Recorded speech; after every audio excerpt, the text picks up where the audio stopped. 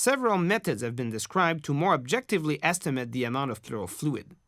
We will here briefly review two of these methods.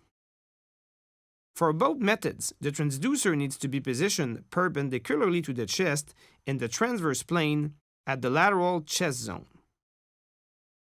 Imaging in this plane and the correlation with axial CT scan imaging has been described in details in an earlier section of this course.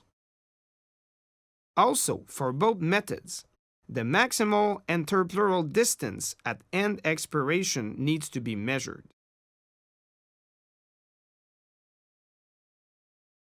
The first method has been described by Vignon et al. And published in Critical Care Medicine in 2005. The title of the article is Quantitative Assessment of Pleural Effusion in Critically Ill Patients by Means of Ultrasonography. The objective of the study was to assess the ability of ultrasonography to identify the presence and assess the volume of pleural effusion in the intensive care unit setting. For quantification of the effusion, they applied the ultrasound probe at the dorsolateral chest wall, and the maximal interpleural distance was measured between the posterior surface of the atelectatic lung and the posterior chest wall.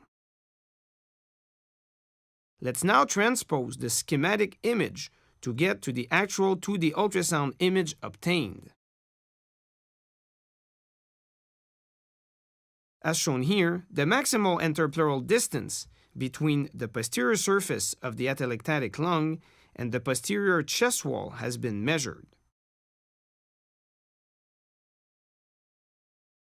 The study showed that a pleural effusion of more than 800 milliliter was predicted when the distance was more than 45 millimeter on the right side or more than 50 millimeter on the left side, with a sensitivity of 94% and 100% and a specificity of 76% and 67% respectively.